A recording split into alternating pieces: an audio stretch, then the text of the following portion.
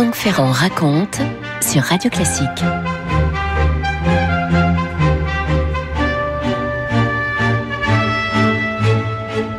Le monde est bouleversé, comme si d'un seul coup la trame de l'histoire se montrait, visible, sans phare. Le monde est bouleversé, comme si pour chacun de nous, une figure familière, quasi parentale, venait de tirer sa révérence. La femme la plus célèbre de la planète depuis bien plus d'un demi-siècle, et même on peut dire depuis 7 décennies, près de 3 générations, cette femme n'est plus. Son visage, reproduit à des milliards et des milliards d'exemplaires sur les timbres, les billets de banque, les pièces de monnaie, ce visage emblématique d'un XXe siècle qui ne voulait pas s'en aller, ce visage s'efface. Le monde est bouleversé car c'est une page qui se tourne, un chapitre qui se clôt, c'est un grand livre qui se referme. La reine Élisabeth II d'Angleterre, souverain de 15 pays démocratiques, montée sur le trône en 1952 et guidée dans ses premiers pas de monarque par Winston Churchill en personne, était la dernière des chefs d'État de la planète à avoir vécu la Seconde Guerre mondiale.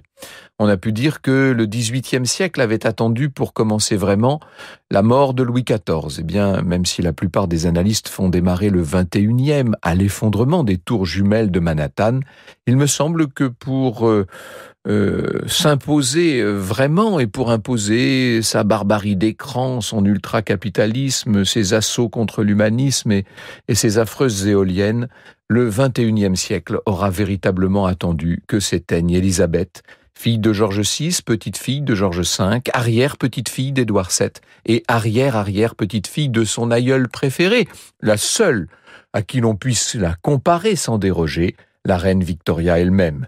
Windsor est en deuil et tout le Royaume-Uni et tout ce qui, de par le monde, veut bien encore croire aux racines. Franck Ferrand sur Radio Classique. Qui regrettons-nous aujourd'hui dans la défunte Élisabeth? Qui pleurons-nous au fond? J'aimerais citer en cette occasion mon cher et regretté Gonzague Saint-Brice dans un bel article du Figaro qui date de juin 2002. Il y a de cela 2 jubilés, si je puis dire. Peut-être vous demandez-vous ce qu'elle a fait de son règne, ce qu'elle a fait de sa vie, demandait Gonzague. Toutes ces années où elle a passé l'été à Balmoral, le Noël à Windsor et le jour de l'an à Sandringham, toutes ces années où elle a parcouru le Commonwealth, sillonné son royaume de comté en comté, parcourant l'Angleterre du château de Wadsdon, de Jacob de Rothschild, jusqu'aux banlieues ouvrières de Manchester. Tous ces deuils qui ont rythmé sa vie frappant la tiare royale du gong du destin, la mort de George VI dont elle était la fille aînée, celle de Winston Churchill, le grand connétable de l'intrépide Albion, Mountbatten, le grand amiral assassiné par les terroristes irlandais qui avaient caché leurs bombes dans des casiers à homards, tous ces jours de règne qui se suivent sans se rassembler, où la boîte rouge des nouvelles et des grandes décisions n'a cessé de rejoindre la reine partout où elle était. Et Gonzague évoquait dans cet article toutes les richesses incroyables de la reine, son écurie de course, son haras de 87 chevaux et yearling, son incroyable collection de Rolls-Royce et celle non moins prodigieuse de tous les timbres du monde qu'elle consultait à Hampton Court. Toute cette histoire et ces dates qui s'enfoncent comme des clous dans la tapisserie du temps, disait Gonzague. Le 21 avril 1926, quand elle voit le jour à Londres. En 1944, elle a 18 ans, c'est la guerre, et en plus, elle perd sa chienne préférée, prénommée Suzanne. Le 14 novembre 48, naissance de Charles, celui qui est aujourd'hui roi d'Angleterre, son premier fils.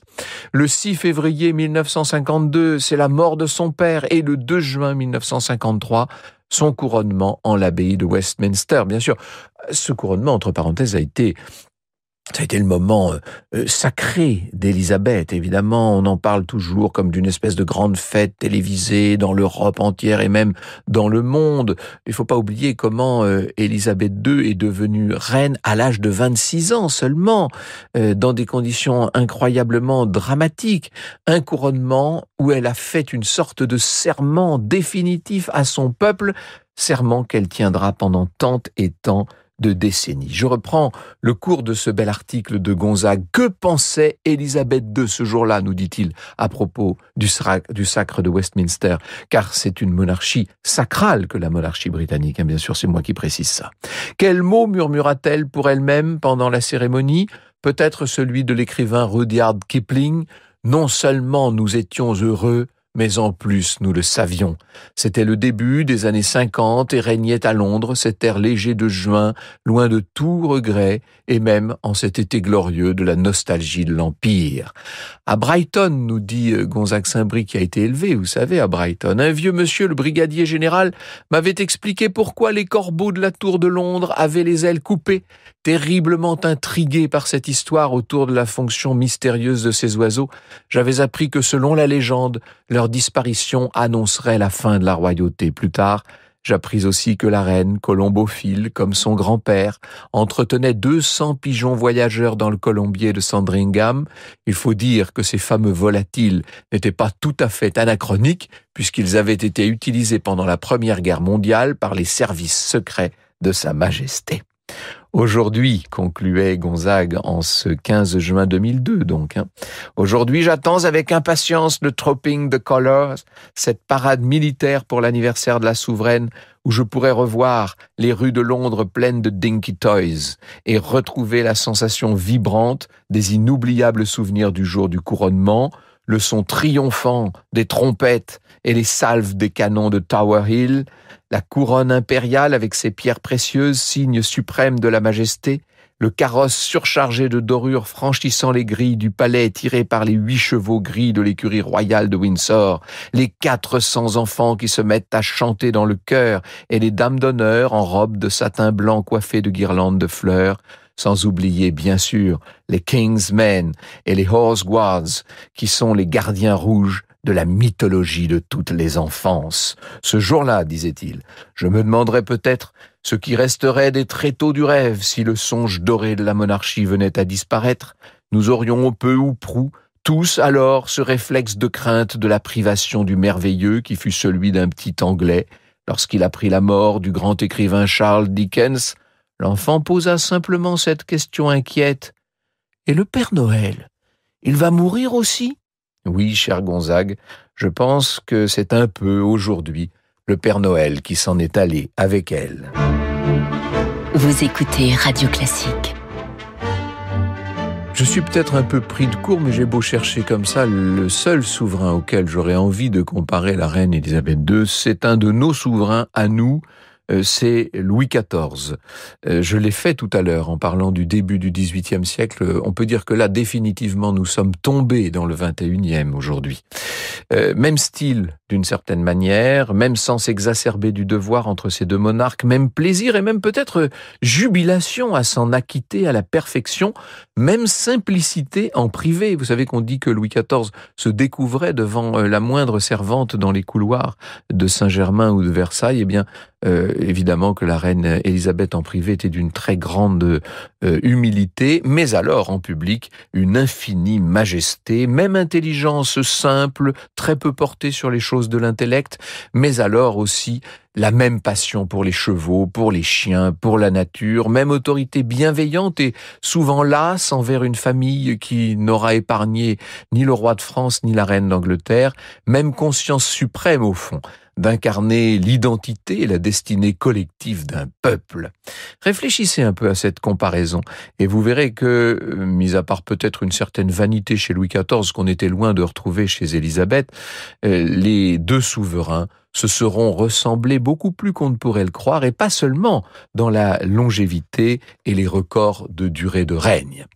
Le sens du devoir d'Élisabeth explique l'essentiel de son parcours et du comportement de cette souveraine. Ce sens du devoir, elle l'avait contracté non pas dans la petite enfance, mais dans l'adolescence. N'oubliez pas qu'au départ, elle n'était pas destinée à régner, bien entendu. Lorsqu'elle était née le 21 avril 1926, même si on a fêté son anniversaire en juin depuis pour des raisons de climat, parce qu'il fait meilleur à Londres en juin qu'en avril. Mais lorsqu'elle était née le 21 avril 1926, la petite fille du roi George V n'était que la fille du deuxième fils du roi et de la reine Mary, le prince Albert, duc d'York, celui qui bégayait un peu, vous savez, même beaucoup. Vous vous rappelez ce très beau film, Le discours d'un roi. Il va falloir qu'en 1936, le roi Édouard VIII abdique, dans les conditions un peu fantasques que vous savez, pour que le père d'Élisabeth, Albert, devienne le roi George VI. Et alors là, bien entendu, tout bascule dans la vie de Lilibet, comme on l'appelle, qui devient héritière du trône à l'âge de 10 ans. Elle a sa petite sœur, Margaret Rose, mais Margaret ne sera jamais véritablement concernée par les affaires de la monarchie. Peut-être d'ailleurs l'a-t-elle beaucoup regretté, comme l'a montré assez bien la série The Crown qui fait les beaux jours de Netflix. George VI avait beaucoup souffert de l'éloignement de ses parents. C'est la raison pour laquelle il a donné à ses filles une éducation tout à fait moderne. Ils étaient là, le roi George et la reine Élisabeth, la reine mère, celle qui avait vécu si longtemps, vous savez. Et on les a vus, ce roi et cette reine jouer avec les petites filles dans les jardins de la Royal Lodge de Windsor, ou lire Alice au pays des merveilles à l'heure de fille. On a vu Élisabeth recevoir des amis dans un petit cottage miniature qui avait été bâti en bordure des pelouses et apprendre à nager, apprendre à danser, à monter au cheval sous les objectifs de photographes qui déjà à l'époque n'en voulaient pas perdre une miette. Elle avouera adolescente que son rêve aurait été de vivre à la campagne, au milieu des chevaux et des chiens. Le moins qu'on puisse dire, c'est que de ce point de vue, son rêve n'a pas été exaucé. On la voit déjà très solennelle sur les photos lorsqu'elle est enfant. On lui apprend à se tenir en public, à maîtriser ses émotions, à sourire sans familiarité, à parler sans indiscrétion, à toujours tenir son rang et toujours charmer tout le monde. C'est évidemment très épuisant tout ça, mais c'est un art au fond. C'est plus qu'un métier de roi comme disait Louis XIV, c'est un art comme l'a montré Élisabeth qui a porté cet art à la perfection. C'est une ambassadrice qui, voyant un jour la reine assumer de front plusieurs obligations, avait dit « Oh, ces rois, quelles jambes !» Il faut vous dire qu'elle portait des semelles compensées, la reine Élisabeth, qu'elle avait pris l'habitude d'avoir toujours ce petit sac à main qui lui permettait, en changeant le sac de bras, de signifier que les audiences étaient terminées, et de le faire avec beaucoup de discrétion, somme toute. Lorsqu'elle vous serrait la main, c'était toujours avec le pouce au milieu de la paume pour se fatiguer moins. Il y a cet impératif à la cour qui est d'être vu, d'où ses couleurs vives toujours et ses chapeaux aux bords relevés, pour qu'il n'y ait pas d'eau qui tombe le long du visage, bien sûr, et ce plomb dans les ourlets des robes pour que le vent jamais ne bouscule rien. Il faut toujours être actif, sourire, poser des questions, toujours les mêmes en vérité, paraître intéressé par des réponses qui sont la millionième, pour ne pas dire peut-être la milliardième. Et il faut aller à l'opéra, alors que la reine détestait l'opéra. Et elle préférait la musique légère, et même pour tout vous dire, la musique militaire, semble-t-il. Mais il faut toujours être là, sur tous les fronts, bien sûr, et on sait qu'autour d'elle, tout était prévu autour de cette femme d'ordre et de cette femme d'honneur, bien sûr. Tout était fait pour lui faciliter la tâche, avec certains accessoires qui partout la suivaient. Ces fameuses boîtes de maroquin rouge auxquelles faisait tout à l'heure allusion Gonzague Saint-Brice et dans lesquelles se trouvaient les dépêches gouvernementales. Vous imaginez 70 années de dépêches gouvernementales, dont beaucoup ultra secrètes, et qui étaient lues avec beaucoup de précision. Incontestablement, la reine Élisabeth était la femme la mieux renseignée de la planète.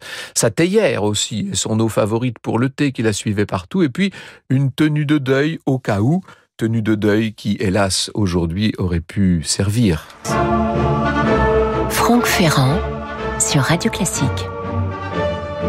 Il y avait d'un côté la reine Élisabeth II, souveraine du Royaume-Uni, de Grande-Bretagne et d'Irlande du Nord, reine du Commonwealth, chef de l'église anglicane, doyenne des souverains d'Europe depuis la mort du prince régnier, une des figures les plus emblématiques de la deuxième moitié du XXe siècle, et on peut dire du premier tiers du 21e, connue de tous les humains, ou presque, évidemment la femme la plus célèbre du monde. Et en même temps, il y avait Élisabeth de Windsor, orpheline de George VI, inconsolable, veuve de Philippe de Grèce et de Danemark, plus inconsolable encore, et mère de 4 enfants, celle qui était donc montée sur le trône à 26 ans en 52, énigme pour ses contemporains, femme véritablement secrète et incernable, sur laquelle on aura dit tout et n'importe quoi sans jamais entamer Ni son crédit, ni sa popularité, qui auront été immenses, et on va s'en rendre compte là dans les jours qui viennent. Il semble que sur elle, le temps n'ait pas eu de prise, que les scandales qui ont si régulièrement affecté sa famille soient toujours passés sur elle sans jamais l'atteindre. Et on se pose des questions. Comment peut-on, pendant toutes ces années, 7 décennies, occuper une position tellement en vue et préserver le mystère sur une personnalité que personne n'a véritablement jamais réussi à percer? Comment peut-on, en étant à ce point exposé, traverser toutes les tempêtes sans même être mouillé? Il y avait souvent ce sourire un petit peu figé qui cachait une souveraine impénétrable et que certains ont pu juger froide ou lointaine. On se dit, et si cette froideur affectée, si cet éloignement apparent de la souveraine avait été un moyen de maintenir la fonction à l'abri des polémiques et des remous du temps, et ce, quels qu'aient pu être, au fond, les sentiments personnels de la femme, sentiments toujours cachés, étouffés, transmués. Il me semble que l'une des clés pour comprendre ce grand personnage se trouve dans l'effacement presque total de la femme devant la souveraine. On voit très bien ça dans le magnifique film The Queen, un film de Stephen Frears qui est maintenant à peut-être une quinzaine d'années, qui est un film qu'il faut revoir, absolument remarquable. À une époque où les têtes couronnées ont tendance à privilégier partout leur vie privée, leurs aspirations personnelles, Élisabeth était un des derniers exemples de sacrifice pur et parfait à la fonction, au devoir, à l'État. Alors évidemment, ça nous paraît d'un autre âge, surtout aux plus jeunes d'entre nous, mais en même temps, il faut bien reconnaître que ça fascine tout le monde. Et cette fascination, j'ai eu l'occasion de l'éprouver 2 fois. D'abord en 2004, lors de la 4e visite d'État de la reine en France.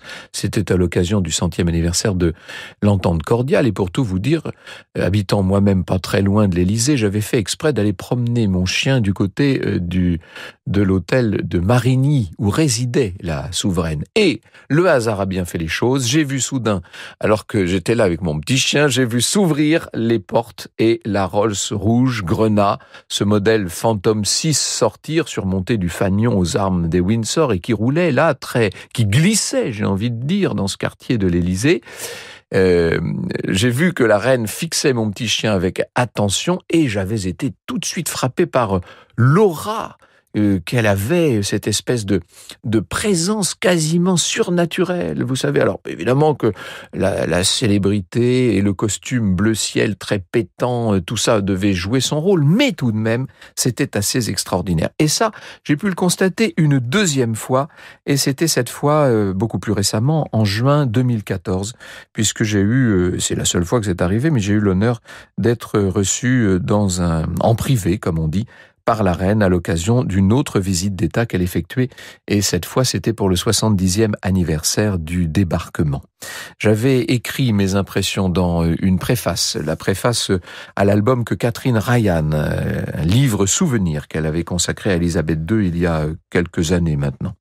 Un œil tout bleu, avais-je écrit, tout franc, au regard volontaire, le teint rosé d'une poupée sous un halo de cheveux blancs, la taille modeste, le maintien parfait, les jambes un tantinet lourdes et, transcendant tout cela, cet air de majesté tranquille que procure un sourire mystérieux, aussi propre à dispenser la courtoisie qu'à décourager toute privauté, voix fluette, reconnaissable entre mille, ton inimitable à force d'être imité, et humour inattendu. Et c'est vrai que ce qui m'avait peut-être le plus frappé au cours de cette rencontre, outre l'incroyable dignité de cette femme et le professionnalisme qui l'avait amené à connaître la biographie de chacune des personnes qui lui ont été présentées, nous étions quand même une bonne douzaine ce jour-là. Ce qui m'avait frappé, c'était cet humour qu'elle mettait dans la plupart de ses réponses, avec l'air, entre guillemets, de ne pas y toucher, et la capacité de frapper définitivement tous ceux à qui elle avait parlé. Franck Ferrand sur Radio Classique. En 1992, pour le 40e anniversaire de son règne, Élisabeth avait fait une exception. Elle s'était prêtée au jeu des médias jusqu'à un certain point. Elle avait voulu, là encore jusqu'à un certain point, que le réalisateur Edward Mirzoff vienne filmer ce qu'on ne voit jamais d'habitude, c'est-à-dire, sinon tout à fait l'intimité, du moins en tout cas, la vie privée de la royale existence d'Élisabeth. E2R. E2R, comme on voit sur toutes les boîtes aux lettres et sur la plupart des services publics de Grande-Bretagne. Le reportage avait justement été titré Elisabeth R, c'est-à-dire Elisabeth Regina. Il a été plusieurs fois diffusé à la télé française et à mon avis, on n'a pas fini de le voir dans les heures qui viennent.